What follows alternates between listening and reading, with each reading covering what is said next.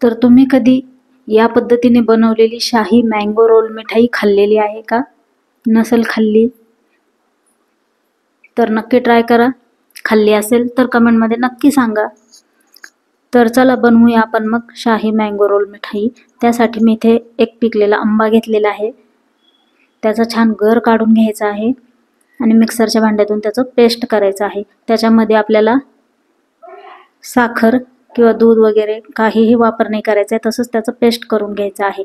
इथे घेतलेलं आहे मी 1 वाटी खिसलेलं खोबरं, अर्धा वाटी मिल्क पावडर आणि त्यापेक्षा थोडं कमी पिठी साखर घेतलेली आहे. सर्व व्यवस्थित मिक्स करायचं आहे. त्यानंतर जे आपण आंब्याचा गर काढला होता तो त्यामध्ये टाकून असा गोळा तयार करून घ्यायचा आहे.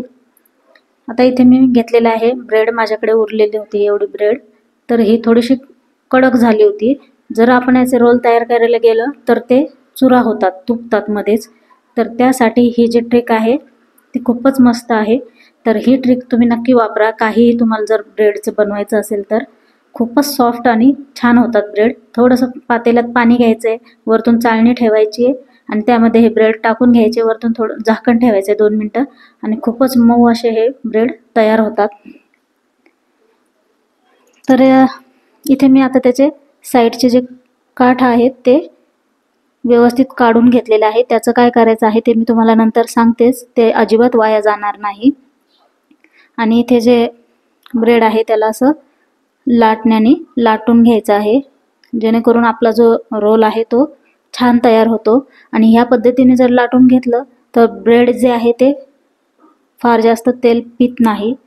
फार जास्त म्हणजे नाहीच पित तितकं तेल. आणि जर आपण असंच टाकलं तर फार ते तेल पिऊन घेतात. तर हे बघा, ब्रेडची अशा पद्धतीने त्याचे जे काठे आहेत त्याचे अशी कँडी तयार करून घ्यायची, त्यामध्ये स्टिक लावून घ्यायची आहे. तर इथे मी ब्रेड आता ग्लासाने असं कट करून घेतलेलं आहे. हे बघा, ह्या पद्धतीने तुम्हाला हवं त्या आकारामध्ये तुम्ही करू शकता. तर मी इथे त्याला इडलीचा सुद्धा आकार दिलेला आहे. आणि आपण जे सारण तयार केलं होतं ते इथे टाकून घ्यायचं आहे.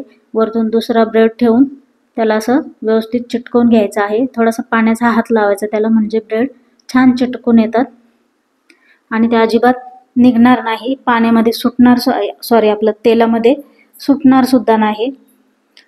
तर अशा पद्धतीने त्याला पाणी लावून छान चिटकवून घ्यायचं आहे. आणि जर आपल्याला असं वाटेल की नाही हे सुटेलच तेलामध्ये, तर एक काट्याचा चमचा घ्यायचा, त्याला थोडंसं पाणी लावायचं आणि त्याला असं दाबून दाबून पॅक करून टाकायचं, जेणेकरून ते अजिबात निघत नाही. त्यानंतर मी असे गोल सुद्धा त्याचे रोल तयार केलेत. हे बघा, अशा पद्धतीने तयार करून घेतलेले आहेत. आणि इथे गॅस आपल्याला कमी नाही ठेवायचा आहे, मिडियमच ठेवायचा आहे आणि असं फ्राय करून घ्यायचं आहे. तर ही बघा, ही जी कँडी मी बनवली होती ब्रेडची तिला सुद्धा फ्राय करून घ्यायचं आहे. त्यानंतर इथे ही आपण जी बनवली आहे शाही मिठाई ती सुद्धा फ्राय करून घ्यायची आहे. आणि छान क्रिस्पी होते ती आणि अजिबात तेल पित नाही, छान कुरकुरीत राहते. तर छान गोल्डन फ्राय झालं तर इथे मी साखरेच्या पाकामध्ये त्याला अगदी 5 ते 10 सेकंद डिप करायचं आहे आणि लगेच काढून घ्यायचं आहे. फार जास्त वेळ आपल्याला त्याला त्याच्यामध्ये ठेवायचं नाही आहे, नाहीतर मग ती नंतर मऊ होते. तर त्यासाठी इथे आपल्याला अशा पद्धतीने लगेच काढून घ्यायचं आहे आणि मस्तपैकी त्याला पाक जे आहे ते लागतो आणि खूपच टेस्टी अशी ही रेसिपी आहे. तर हे बघा, इथे लहान मुलांसाठी सुद्धा ब्रेड कँडी तयार आहे. तिला सुद्धा पाकामध्ये डिप करून घ्यायचं आहे आणि खूपच छान लागते ही पण खायला. तर हे बघा, सर्व शाही मिठाई जी आहे ती मी अशी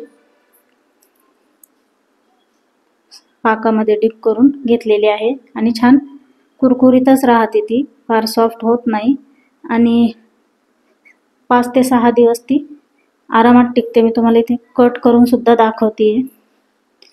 हे बघा, खूपच छान मस्त अशी रेसिपी आहे. एकदा नक्की ट्राय करा.